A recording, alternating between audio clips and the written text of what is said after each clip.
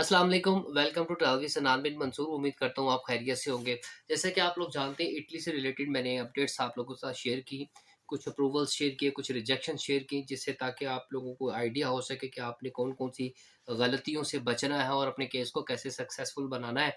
तो वीडियो में थोड़ा-सा मुझे टाइम लग गया बनाने में, उसकी वजह ये है कि मेरा बड़ा एक टफ शेड्यूल जो है ना वो आपको पता है बीइंग अ टीचर मेरा चल रहा है, तो उसमें टाइम एक निकालना बड़ा ही मेरे लिए चैलेंज होता है। मुझे व्हाट्सएप पे बहुत सारे मैसेज आए हैं, उनके लिए मैं माज़रत करता हूँ कि मैं आपको रिप्लाई नहीं कर पा रहा हूँ। उसकी वजह यही है कि टाइम बहुत ही ज़्यादा कम है और काम करने वाला ज़्यादा है, इसलिए मैं कोशिश करता हूँ कि वीडियो में बना के एक सारी चीज़ें एक्सप्लेन कर दूँ।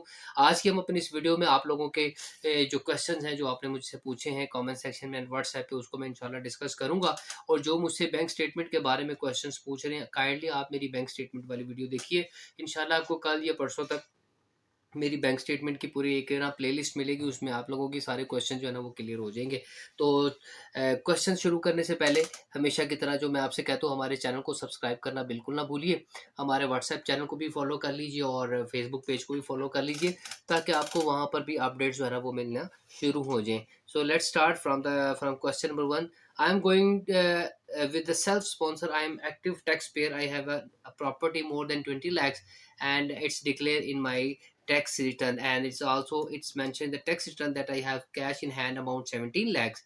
So if I attach these documents, can justify this 17 lakhs from my tax return to previous year and show 25 lakhs amount from the statement for first day, so it will be justifiable. How much strong case is waiting for your valuable response.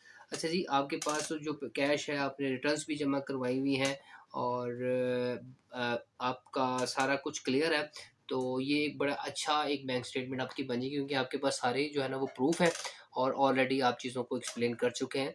तो इसमें आपने 17 लाख की cash in hand है और 20 lakh property tax return में ज़ाहिर की, तो ये फंड्स बिल्कुल जस्टिफाई हो जाते हैं, क्योंकि आपने टैक्स जो है ना वो रिटर्न भी जमा करवाई हुई, जो कि बिल्कुल क्लियर है।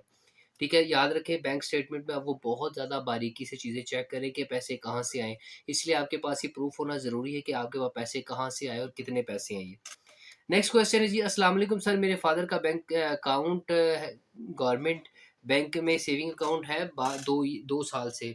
मैं अपने फादर को स्पॉन्सर शो कर सकता हूँ? बिल्कुल आप कर सकते हैं, बस शर्त ये है कि आपने अपने बाबा का जो है ना वो स्पॉन्सरशिप लेटर दिखाना है और उनके जो डॉक्यूमेंट्स हैं, जैसे कि स्पॉन्सरशिप लेटर है, एफिडेविट लेटर कह लीजिए इसे, और फिर आपके बाबा का सीएनआईसी एंड 6 मंथ्स की जो बैंक स्टेटमेंट है आमदनी, और उसमें जो टैक्स रिटर्न्स वगैरह, एफिडेविट, ये सारी चीज़ें साथ लगाएँ तो that will be very fine. अच्छा जी, नेक्स्ट क्वेश्चन है sir, I have a very quick and important question in my sponsor affidavit. I have mention my brother as co-sponsor with the father as primary sponsor.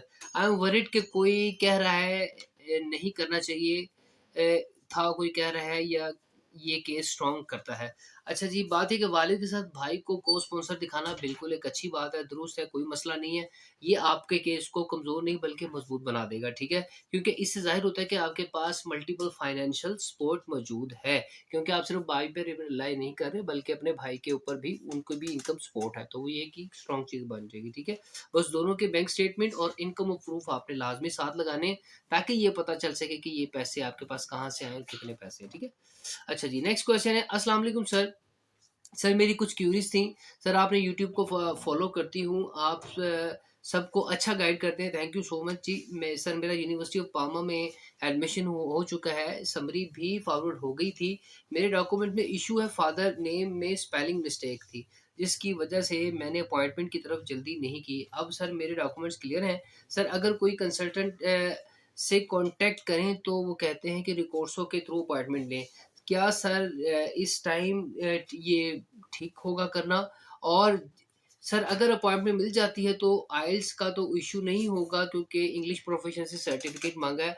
अच्छा जी, पहले तो question ये आता है, तो अगर उन्होंने इंग्लिश प्रोफिशिएंसी सर्टिफिकेट माँगा है तो आइल्स की डेफिनिटली ज़रूरत नहीं है, ओके। अच्छा जी, दूसरा, आप रिकोर्सो के ज़रिए अगर लेती हैं तो इसमें कोई मसला नहीं है, लेकिन आपने ये प्रूफ़ करना है कि आपने रिकोर्सो क्यों किया, आपके पास इसका प्रूफ़ होना ज़रूरी है, ठीक है। रिकोर्सो बेसिकली क्या है, ये एक फैसले के खिलाफ अपील है। आप इसके ऊपर भी मेरी डिटेल वीडियो देखें, तो आपको आइडिया हो जाएगा कि रिकोर्सो बेसिकली क्या है।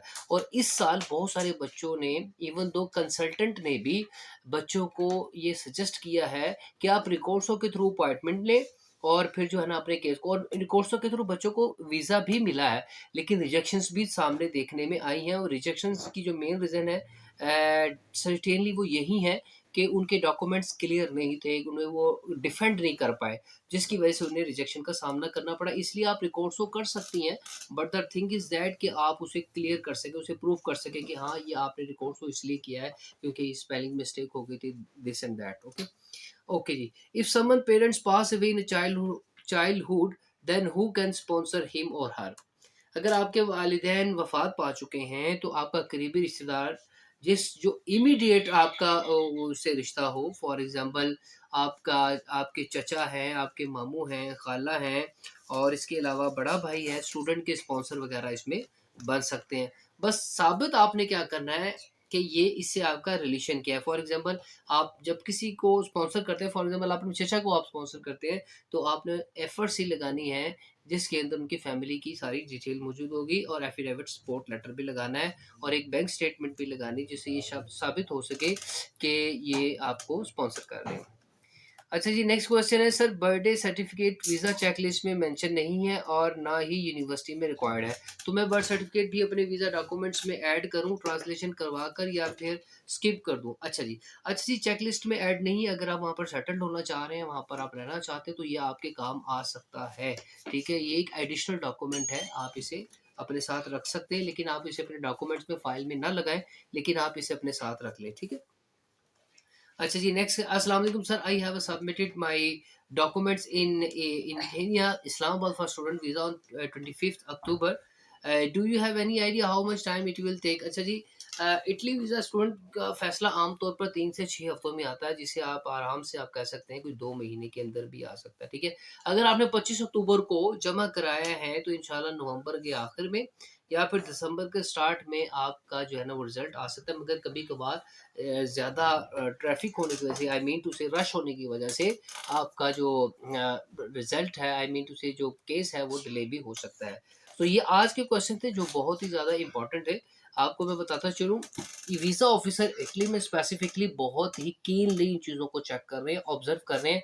और जो सबसे ज़्यादा इम्पॉर्टेंट चीज़ है वो ये है कि वो ये चेक कर रहे हैं कि जो स्पॉन्सर्ड चीज़ें हैं, यानी जो बैंक स्टेटमेंट है, जो फाइनेंशियल जो प्रूफ है वो कहाँ से आए हैं, वो असल में उनका रिसोर्स क्या है। मैंने जैसे कि पहले बताया, इस साल 65% से लेकर 60% जो रिजेक्शंस आई, उनमें जो ज़्यादा तो रीज़न थी वो बैंक स्टेटमेंट की, जो मैंने अभी प्रीवियसली बनाई। आप वो लाज़मी देखिए, उससे आपको आइडिया होगा कि आपने अपनी बैंक स्टेटमेंट कैसी बनानी है।